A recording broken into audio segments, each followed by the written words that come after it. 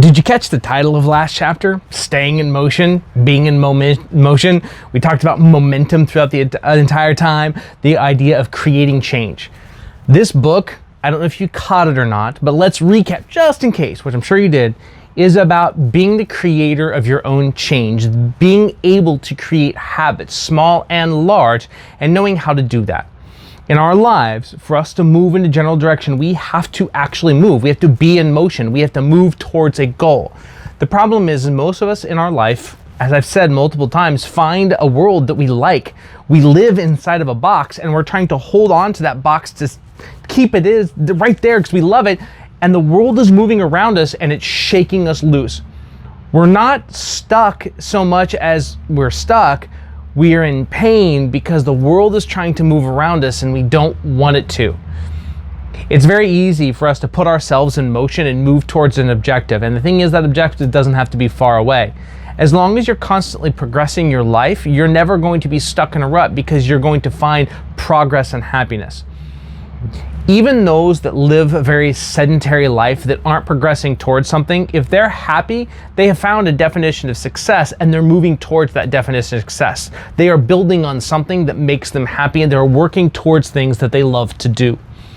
The person that goes to work, that goes to their job, that hates their job every single day of their life isn't doing something they love, and most likely they're unhappy because their life does not match the blueprint that they set out for their life. There's a blueprint, a design that you have for your life. And if you aren't living it, you're in pain. If you move towards that blueprint, you will feel happiness even when it doesn't match the blueprint because you can see the progress. The thing is, you have to actually be honest with yourself and be truthful about where you are now, seeing things for what they are, not better, not worse. We'll say it again. And understanding that you are not the way and the where you want your life to be.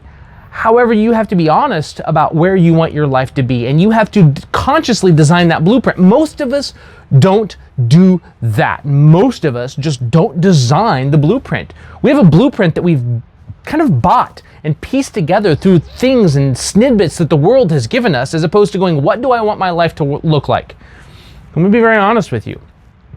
6 months ago, I thought I wanted my life to look a certain way. And then we sold our house, we took our 2 kids, 2 dogs, 2 cats, we put them in an RV and we traveled across the United States, saw 14 national parks. I learned to surf, I saw animals I never thought I'd see, I did hikes I never thought I would do, and I bouldered with my kids as well as paddleboarding along the Crystal River to see the manatees. And the list of things that we did goes on and on and on and on. And in 6 months, I did more than I did in 40 years. Those experiences showed me I did not know what I wanted out of my life beforehand.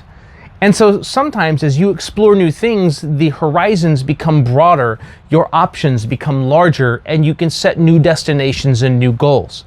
This is not a stagnant process. This is not a thing that's done.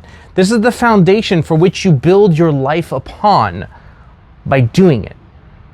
This last chapter was about recapping and seeing some examples of the way things are done and the way things I've seen them in the world. But this right here, right now, this moment where you make the decision that you're going to live the life that you want to live and start taking a step by step towards that destination is the moment that you progress, the moment you become happy, the moment you realize that the world is different.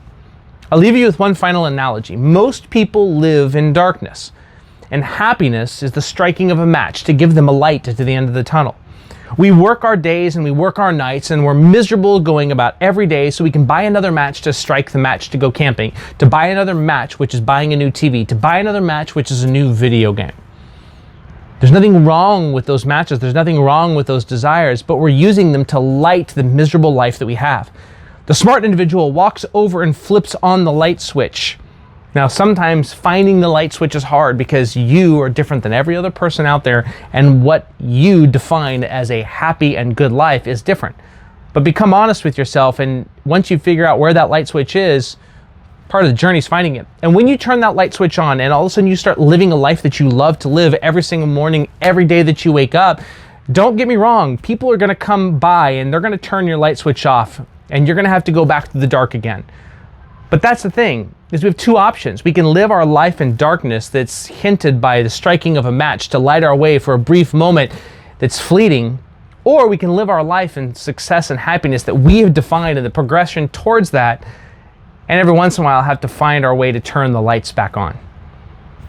The bottom line is you get to make the decision. What we gave you in this book is the foundation, the actual actions you take to build a foundation to create a life you're looking for. Do the things in this book and tell me that you did not get success. Email me, let me know. At the end of this book is my email address, and let me know that what you did and how it didn't work. And you'll be surprised that most of the time it's because you're missing something you didn't do, or you're not being honest with yourself, or you're not seeing things for what they are. Not better or worse. Everything culminates to right here, and to be honest with yourself. And I hope that you take this and you build the life that you're looking for, and you get out of the rut and you stop being stuck. So take a listen to the last chapter. I'll have one last message for you.